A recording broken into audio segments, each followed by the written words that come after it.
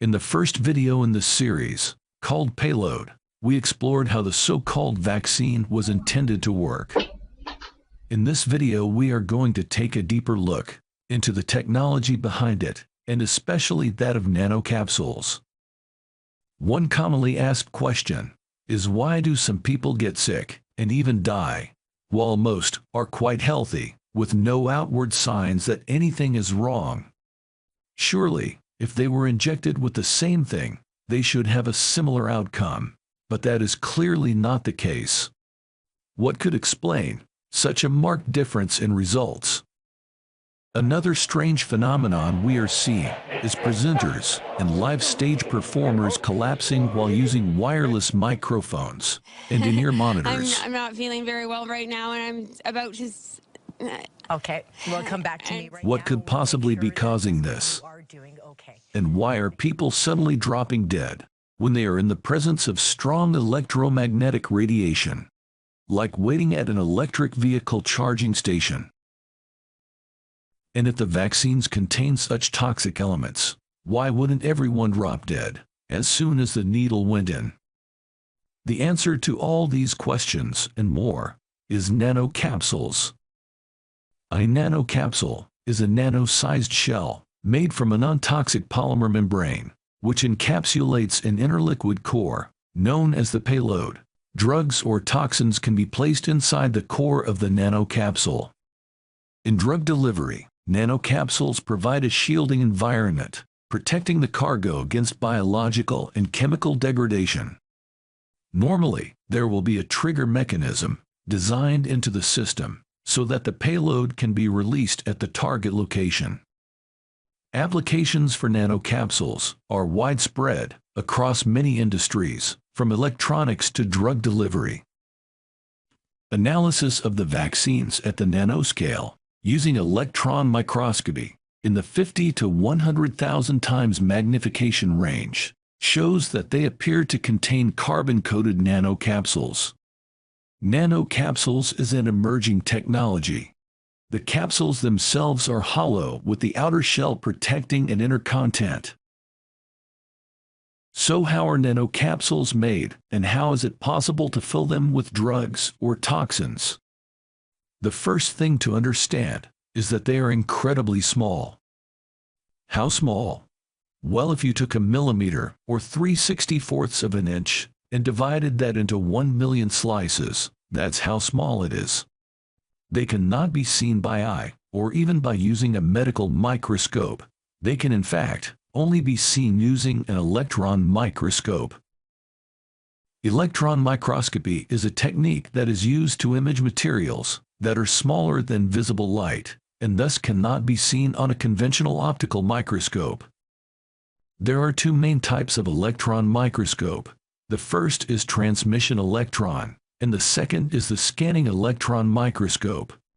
With TEM, one side has an electron beam, and the other side has a detector. In between is the sample, which is dried down onto a grid.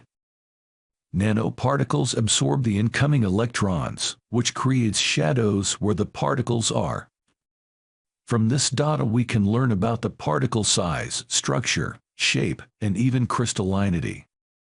If we also know the concentration of the particles, we can combine the numbers to calculate things, such as surface area and particle concentration.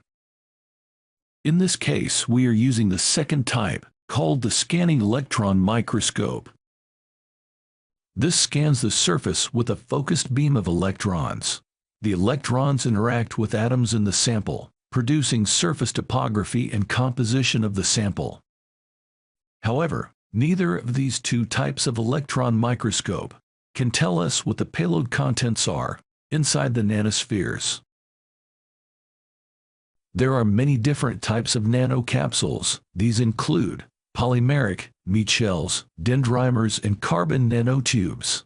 In drug delivery, one of the most commonly used types is the polymeric. And while nanotechnology itself may sound complex, making nanocapsules can be as simple as mixing the ingredients together, then using ultrasonic equipment to agitate the mix, thus creating even-sized nano droplets. and then adding ingredients to allow the cross-linking bonds to form the core shell around the target drug.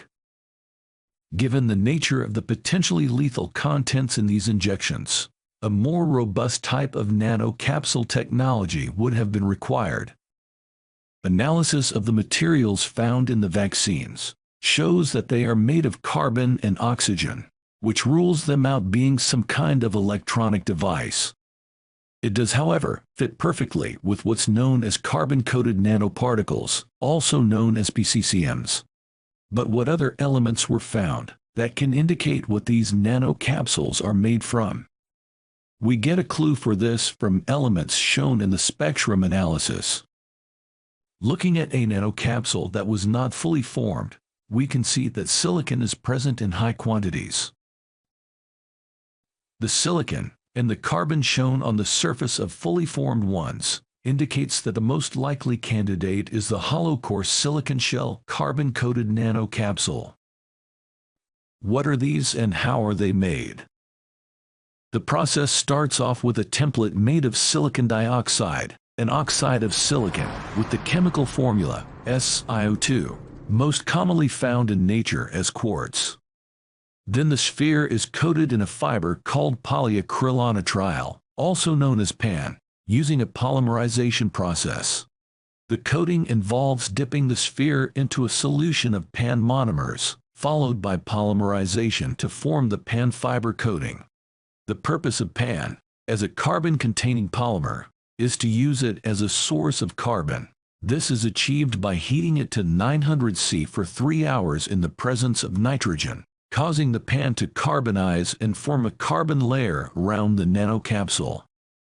The sample is then homogeneously mixed with magnesium powder to create pores in the carbon shell. This step is important to create the hollow core shell structure later. The mixture is annealed at a high temperature of between 650 and 800 C for 2 hours to facilitate the formation of pores in the carbon shell.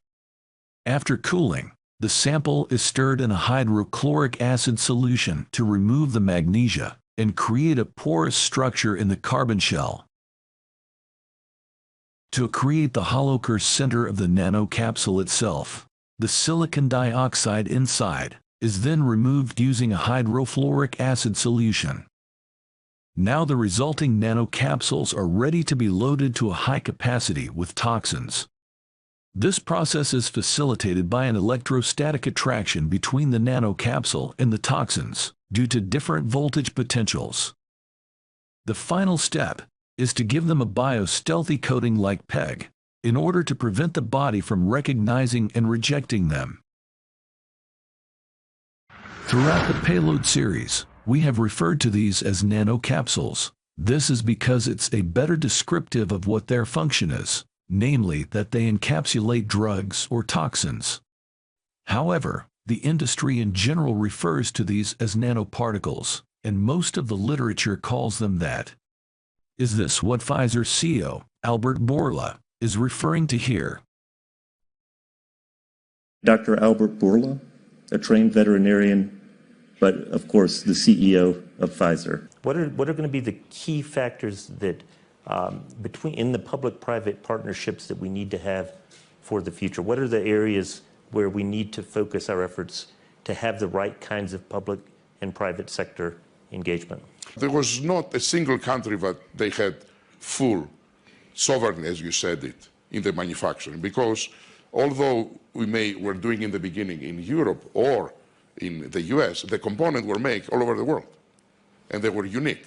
There were pieces that we had to import from Europe to the US, from UK to Europe, from from China, from India, from all over the world, that if any of them was closing as a retaliation, you are not allowing me to export vaccine, I'm not allowing you to receive nanoparticles. I'm not allowing you to receive nanoparticles. According to this stunning admission by Bourla, nanoparticles were a key component of the vaccine. It's also likely that Bourla is referring to China, because it's one of the few countries that has the capability to scale the production of nanocapsules, and also has a vaccine industry that sold the product into many countries. A second booster in order to return the performance of the vaccines to where they were after the first booster. And since when was it necessary to have a second, third, fourth, or even eighth shot of something biological? Or is it not more about returning the level of nanocapsules in the body to their original limits, seeing as the reticuloendothelial system can slowly rid itself of these foreign bodies? Even though that's likely to be a lengthy process, given that each injection contains tens of thousands of nanocapsules. And why are people suddenly dropping dead when using their phones, especially inside metal structures? It would appear that there may be an electromagnetic component or trigger to these nanocapsules. But is that even possible? Does such a thing even exist? Well, a search through research literature does indeed find such a technology, and that it has been tested and proven to work. So what exactly is it, and how does it operate?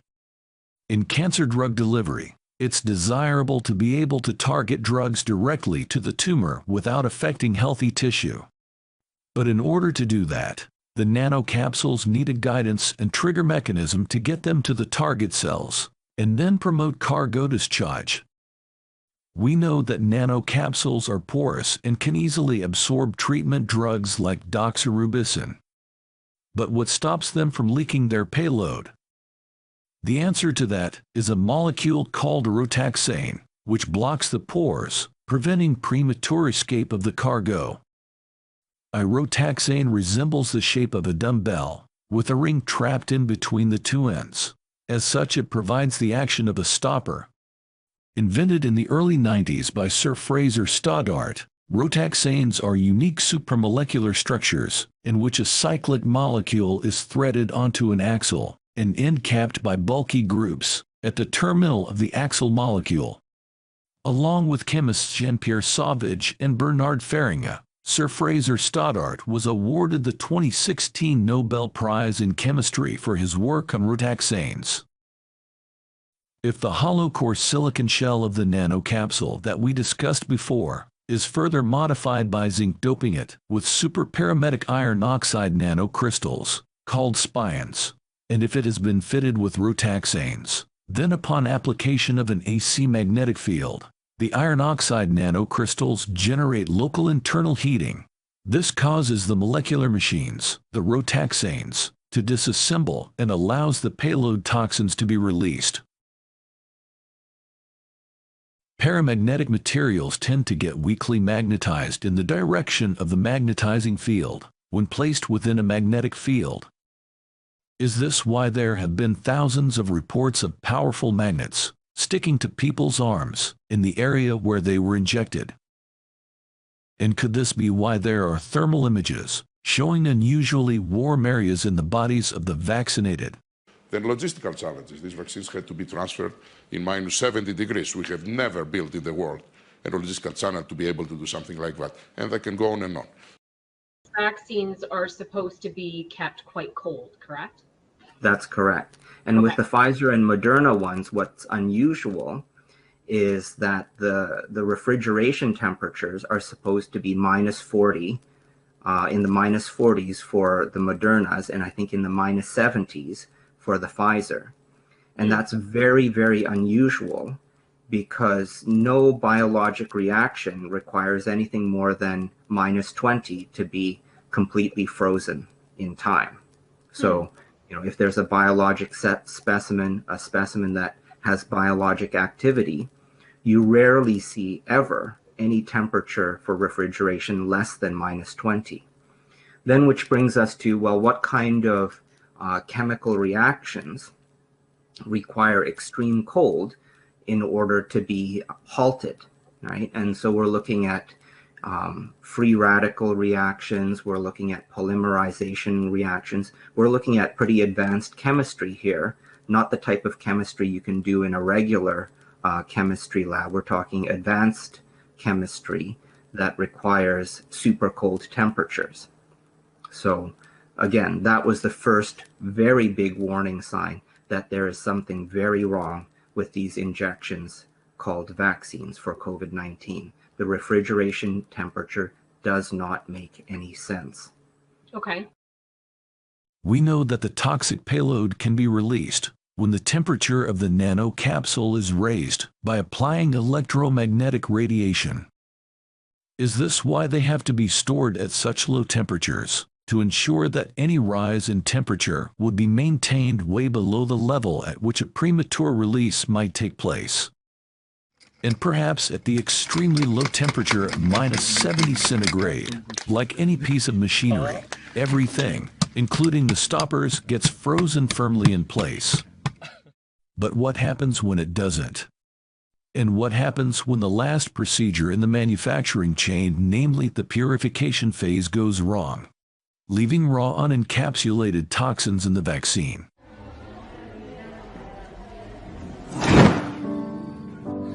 Oh, if I can help falling in love with you. There's a good reason to wait 15 minutes, because you or your kids are an integral part of the quality control. We could call it the last step.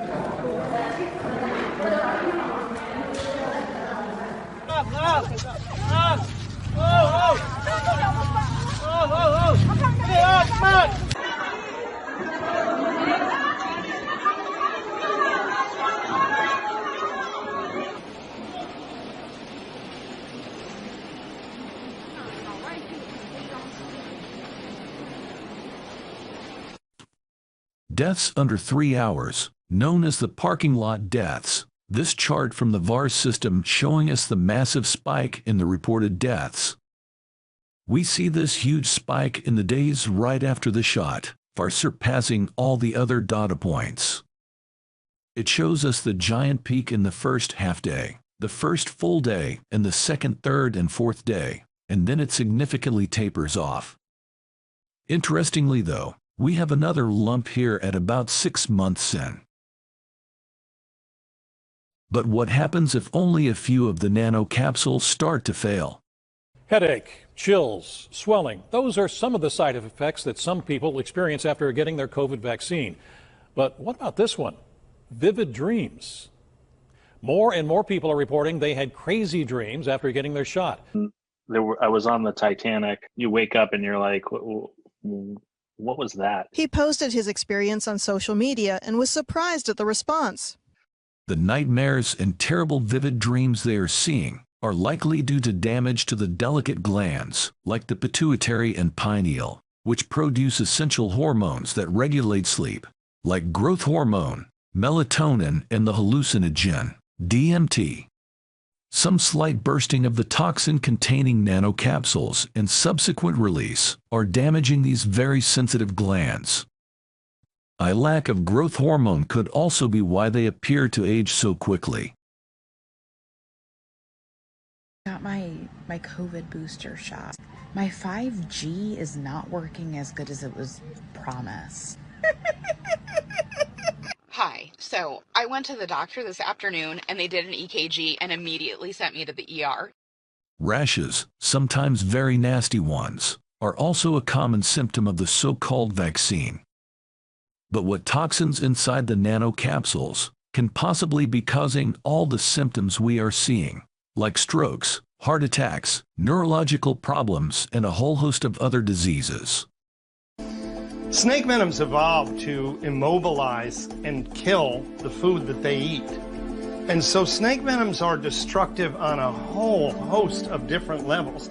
So you've got blood chemistry problems, you've got neurological issues happening, you've got cardiac issues happening, a depolarization of the muscle cells in your heart. You've got maybe all of these things: nephrotoxicity, myotoxicity, cytotoxicity, cardiotoxicity, neurotoxicity. A snake bite can be a very dangerous event. In fact, it can be a lethal event. And on a cellular level, it's catastrophic. It's nothing to be fooled with or taken lightly. There's no question about that. So what we're going to do is pull blood from each one of these vials, and I'm going to make a little streak, just like that, on the top of this plexiglass board. And we're going to see what happens. Does it run down? Does it turn into jelly? We don't know, right? It's going to be interesting. I guess we'll see. Okay, here we go. Oh, wow, look at that. It's just dripping right out of I'm not even applying any pressure yet. And look at that. It's just dripping right out of the syringe. Whoa, look at that. Boy, it's certainly to the naked eye looks like it's less coagulation going on there, right? I mean, to the naked eye, I mean, that just ran down. So here we go. I've got the Eastern Diamondback venom in my blood there. Here we go. 1, 2, 3. Oh, there is a little bit of coagulation there. Wow, look at that. Some significant clotting. And remember, on this one, Coyote, Eastern Diamondback venom, we think there are both anticoagulant and procoagulant activity happening. But that's interesting. Research has shown that the blood of the vaccinated contains levels of phospholipase PLA2, which is an inflammatory marker, also found in envenomated patients. Venoms can cause heart depolarization, and with the electromagnetic forces required to pump the blood disabled, this can cause permanent damage to the heart and possibly heart failure. But why are vaccinated athletes more susceptible to cardiac arrest than normal people? It's now known that the amount of work needed to pump the blood around the human circulatory system far exceeds the work done by the heart contracting the left ventricle alone. If the blood vessels in a person were laid out end to end, they would stretch some 105,000 kilometers, more than twice round the earth. While the power of the heart is just a small 1 to 2 watts, that's equivalent to a tiny pump that would fit in the palm of the hand. As any DIYer would know, 1 to 2 watts would be barely enough power to pump water a few meters, let alone 2.5 times round the world. How can this possibly work? It's now been proven that the additional energy in the blood flow is formed by electromagnetic forces.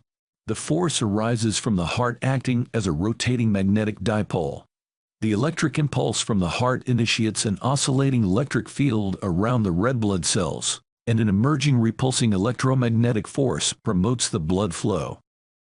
Because red blood cells contain ferromagnetic iron and ferroelectric chloride, they can be viewed as toroidal, electromagnetic field-driven cells. The modulated ECG signal also initiates viscoelastic changes in the blood, aligning the red blood cells into the plane of flow as the flow begins or restarts. It seems strange that doctors have taken 400 years, since William Harvey published his book on the heart in 1628, to start to figure this out. Aside from using physics to calculate the power of the human heart, the medical establishment might have also wondered why there were so many electrically conductive bundles of fibers, like motor windings, placed around the heart. No surprises then that it's taken them so long to wake up to the vaccine.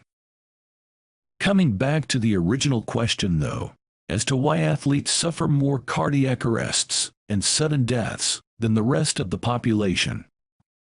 They have more red blood cells than a normal person, and when exerting themselves there is a lot more cardiac activity going on. Repulsing electromagnetic forces acting on the red blood cells perform the extra work needed to align red cells into the plane of flow as the flow begins or restarts and forms transversal pressure waves. As the heart muscles contract, the electromagnetic repulse force breaks the wall tension and facilitates propelling the blood out of the chambers in the large arteries. Nanocapsules in blood circulation are foreign bodies that do not have this natural alignment propulsion mechanism. They will be subject to complex flow conditions such as stasis, turbulence, and shear that are likely inducing stresses into them. Nanocapsules are generally prone to buckling, caused by shearing, vibrations, or mechanical forces. Such activation is based on the principle that its thin walls render them sensitive to bending and rupture under compressive stress. It's also been reported that body impacts and small injuries, usually picked up during sports activities, have caused vaccine injuries at the same location. Jesse had an accident on the treadmill and sprained his ankle, and what they thought was a minor injury, days later proved to be something very different. His leg was covered in like a reddish, purpley splotchiness, Festered in his ankle because that is the weak spot from where he sprained his ankle. And then it just continued throughout his body. Once it got into his bloodstream, his organs started shutting down. Again, this could be the delicate nanocapsules residing within the body, breaking open under mechanical stress. Independent research into the safety of nanocapsules within the body has shown that they can cause deformation to occur to the shape of red blood cells and clumping known as rouleau. Similar findings have also been found in the blood of the vaccinated. This is one reason why nanocapsules have not been more widely adopted in the drug marketplace. Another strange phenomenon that has been observed is people collapsing in railway stations and in trains around the world. We know that the nanocapsule's release mechanism is likely triggered by electromagnetic radiation. When the paramagnetic nanocapsules are being subjected to a changing magnetic field, measured in Gauss, the interaction of the material's magnetic properties with the alternating magnetic field causes local heating and subsequent release of the payload. In experiments, an alternating magnetic field with a strength of 180 Gauss and a frequency of between 200 and 500 kHz was applied for up to 90 minutes, which resulted in the nanocapsules releasing the red-colored treatment drug doxorubicin into the surrounding liquid. This was laboratory conditions. In the real world, much lower values of field strength and time could work just as well. In live entertainment, vocalists use wireless microphones and in-ear monitors that operate over the 450 to 700 megahertz bandwidth. Today's the big day. It's gonna be crazy.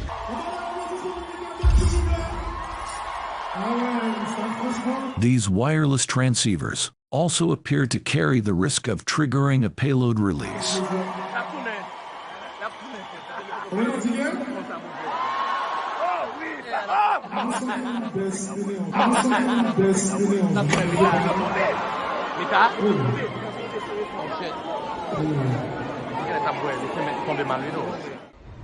What's going on, everyone? It's your boy Costin Sage. Listen up.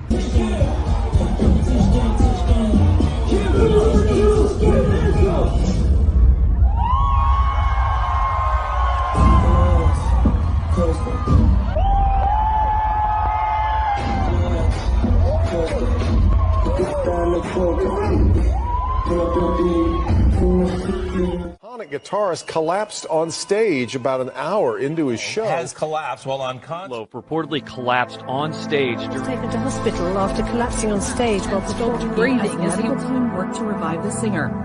It seems that the actual frequency isn't important. It could be that 5G is being used only because of its unique ability to beamform and directly target an individual, though it may not always be pinpoint accurate. We see lots of examples of people collapsing in or near railway trains. A Taiwanese study has shown that the floors of certain high-speed and intercity trains are emitting potentially harmful levels of electromagnetic radiation during acceleration. The problem is being caused by the traction motors and power supply systems. All modern trains are driven by electric motors, mounted on the wheel axis and driving the wheels directly via gears. This is regardless of whether they are diesel-electric or an all-electric design.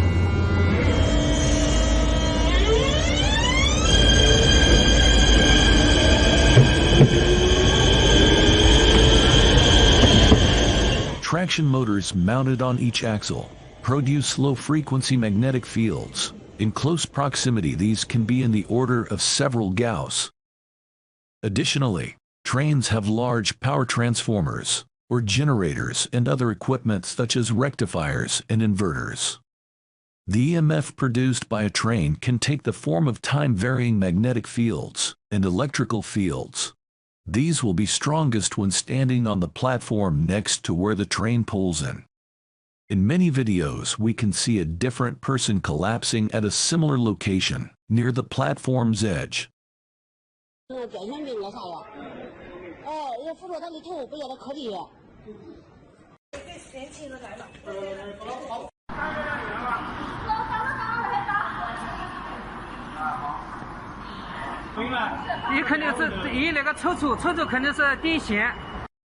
has even been research conducted into factors of cardiovascular risk for locomotive drivers.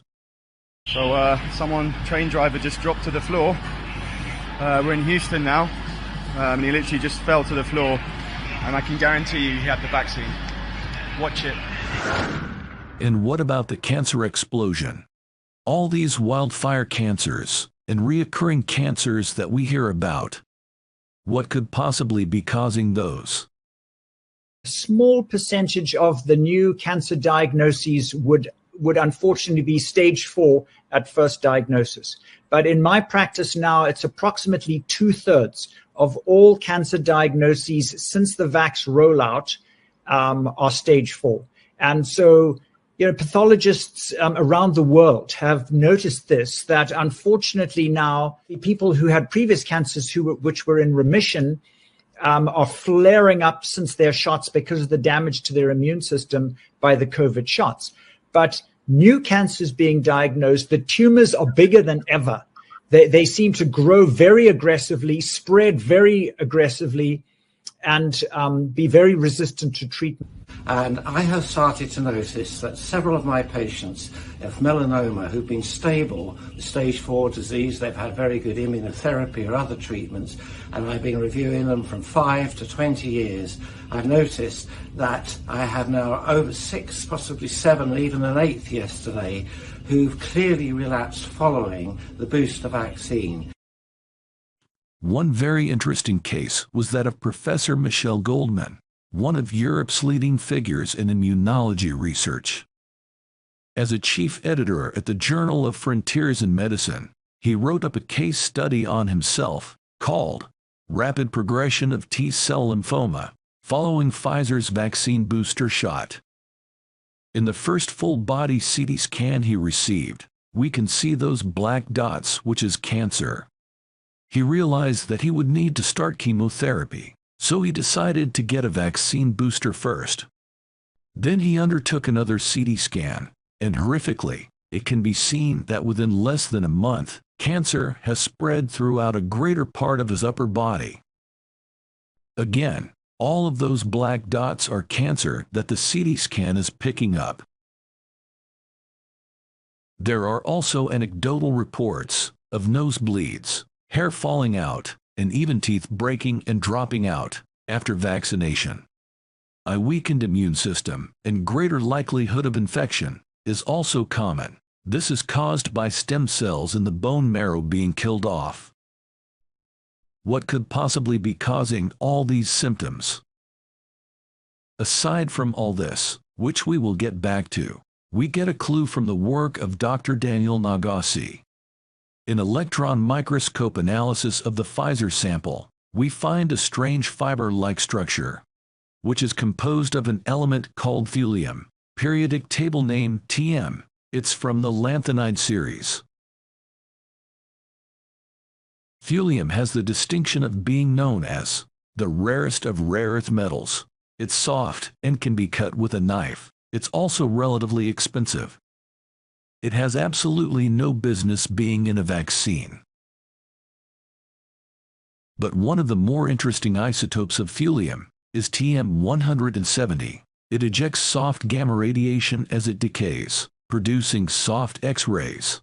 These X-rays are typically of low energy and are used in medical imaging and other applications that do not require the higher energy levels of hard X-rays. It is used in compact sources of exterior radiation, which are used for obtaining dental images and in search of micro cracks in welds and pipes. The miniature thulium devices are suitable for X-ray diagnostics in the tissues and organs that are difficult and sometimes impossible to scan with conventional X-ray machines. The symptoms we listed before all appear to be those identical to that of radiation poisoning. So we would be looking for a causal element that was likely radioactive. Cesium-137 has been mentioned, but with a long half-life of 30 years it would be easily detectable. They could be digging bodies up in 30 years' time and still finding it. Thulium has the benefit of having a short half-life of only 128 days, meaning it's quite short-lived. It would be spent and undetectable after a year or so. We don't know for sure which isotope of thulium was detected, but it does fit the profile we are looking for perfectly. And is that why people who are around the newly vaccinated often report feeling that they are radiating something?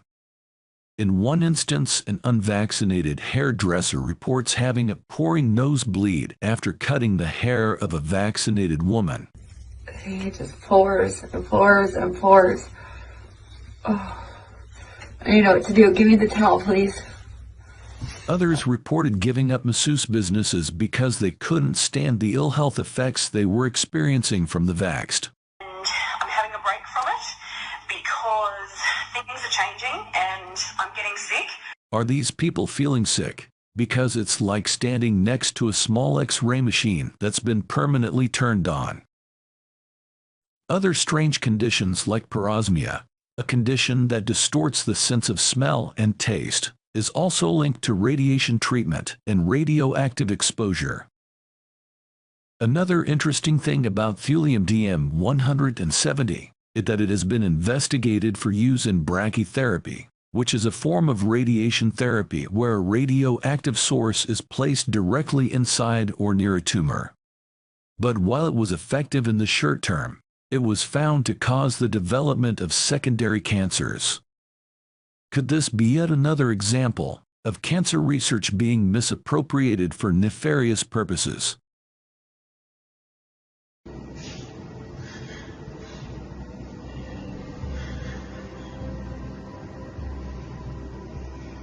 Another strange phenomenon is of people collapsing and then stretching out.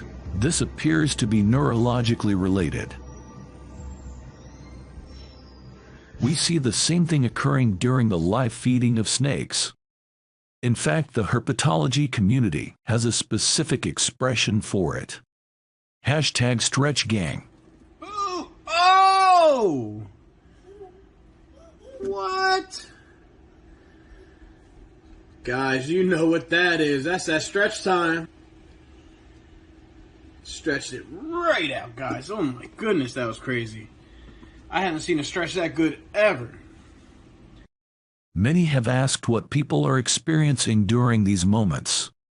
A hospital emergency worker describes people collapsing and not remembering if they had time to dismount the bike first, or suddenly feeling like their eye was turning into their head and becoming severely lightheaded, or just can't see at all and becomes disoriented. The majority of nerve agents are organophosphates, mixtures of phosphorus, carbon, and other elements. The only known uses for them are as insecticides if weak enough, or neurotoxins if more potent. Confusion, tightness of chest, abnormal heart rate, higher low blood pressure, and constricted pupils are all symptoms. Finally, a person will begin convulsing and experience paralysis leading to respiratory failure. The final cause of death is asphyxiation as the lungs are paralyzed. So how do nerve agents work? Neurons in the brain are not physically connected to each other. The space between neurons is called the synaptic cleft. When the impulse reaches the end of the neuron, vesicles are triggered to release the neurotransmitter acetylcholine into the cleft between the two cells. Acetylcholine is the neurotransmitter responsible for transmitting nerve impulses across synapses, which ultimately causes muscles to contract. Acetylcholine binds to receptors on the sodium channels of the adjacent cell. This triggers the opening of the sodium channels. Sodium ions then enter the adjacent cell, depolarizing the membrane. This triggers a new impulse in the adjacent cell. Acetylcholine then attaches and is broken down by the enzyme called acetylcholinesterase. What nerve agents do is prevent the enzyme acetylcholinesterase from working properly. Neurotoxins bind to the esterase, preventing the breakdown of acetylcholine. When acetylcholine is not broken down, it continually triggers the reopening of the sodium channels. This allows constant flow of sodium ions into the cell, disrupting normal impulse transmission. The synapse has become flooded with a set of sodium ions, and the muscles never get the signal to relax. Notice in these cases the right upper arm of the victim is stretched out in maximum tension.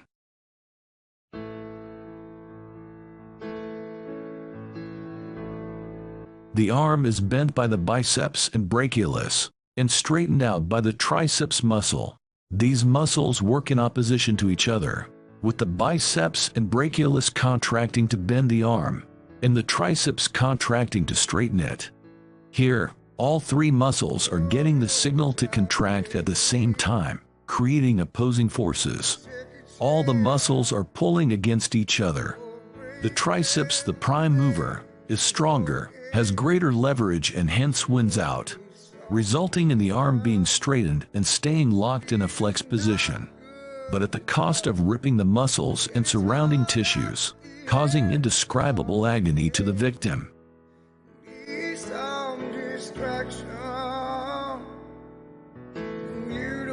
Imagine every muscle contracting all over the body at the same time. The victim will jerk, twist, and convulse, but more fatally, the ribcage will expand, filling the lungs as they never receive the signal to relax. They die of suffocation due to being unable to breathe out.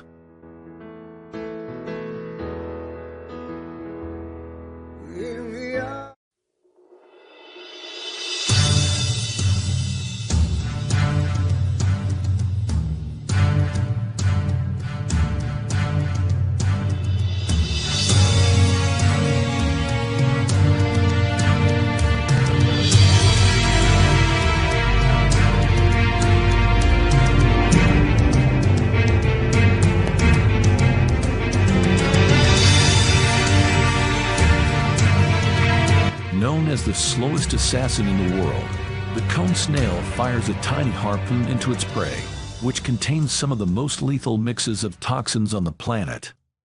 These include conotoxins and tetrodotoxins, which is a potent type of neurotoxin that blocks sodium ion channels in nerve cells, leading to paralysis and death. The message for a muscle to move generated by the brain is transmitted using positive ions via axons in the many neurons along the path. As the ions move through the axons, their charge gradually weakens. To overcome this problem, there are voltage-gated sodium channels along the membrane that can allow positive ions or sodium ions to enter and maintain the strength of the impulse. When a weakened impulse reaches a channel, they are triggered to open, allowing positive ions to enter and subsequently increase the impulse strength back to its original condition. This allows the impulse to maintain strength until it reaches its intended destination. Well, that is how it should normally work. Tetrodotoxin is a potent sodium channel blocker that works by binding to the sodium channel protein and preventing it from closing properly. This leads to an uncontrolled influx of sodium ions into the cell, causing the membrane potential to become depolarized and preventing the normal propagation of nerve impulses. In simple terms, tetrodotoxin keeps the doors of the sodium channels open, causing the cell to become overly excited and preventing it from transmitting normal electrical signals. Tetrodotoxin can affect the heart and blood vessels, causing changes in heart rate and blood pressure that may result in cardiac arrest. It can restrict the muscles involved in breathing, leading to respiratory failure. It can affect the central nervous system, causing symptoms such as headache, dizziness, confusion, and seizures, and also cause a loss of sensation or numbness, especially in the face, tongue, and extremities. In short, cone snail toxins are some of the most potent and lethal substances known to man. In the course of the investigation, CIA's laboratory storage facilities were searched, and about 11 grams, a little less than half an ounce, of shellfish toxin and 8 milligrams of cobra venom were discovered in a little-used, vaulted storeroom in an agency building. This is where I was in charge of finding documents that you don't find in libraries. One time they wanted me to find out if there was such a thing as a poison that was undetectable, especially one that seemed to mimic a heart attack, that would kill someone, but it would appear that they had a heart attack. I did find such a thing. Does this pistol fire the dart? Yes, it does, Mr. Chairman, and a special one was developed which potentially would be able to enter the target without perception. The poison was frozen into some sort of dart, and then it was shot at very high speed into the person. So when it reached the person, it would melt inside them, and the only thing would be like one little tiny red dot on their body, which was hard to detect. There wouldn't be a needle left or anything like that in the person. But also the toxin itself would not appear in the autopsy? Yes, so that there was no way of perceiving that the target was hit. In terms of its lethality, that quantity was sufficient to kill at least 14,000 people. If it were administered with the sophisticated equipment that was found in the laboratory, that quantity would be sufficient to kill a great many more. Estimates vary upwards into the hundreds of thousands. The COVID story is an old one, planned a long, long time ago, back in the 1960s and early 70s. The toxins they are using in the vaccines, although synthesized and likely weaponized since then, date back that far. Even the nano capsules, which sounds like very modern technology, were actually first developed by Werner Stoeber in 1968, the same year as the Club of Rome was founded. COVID and the vaccine as a depopulation agenda truly is the work of the mega-death intellectuals and the masters of that era. World domination, same old dream. Our asylums are full of people who think they're Napoleon or God.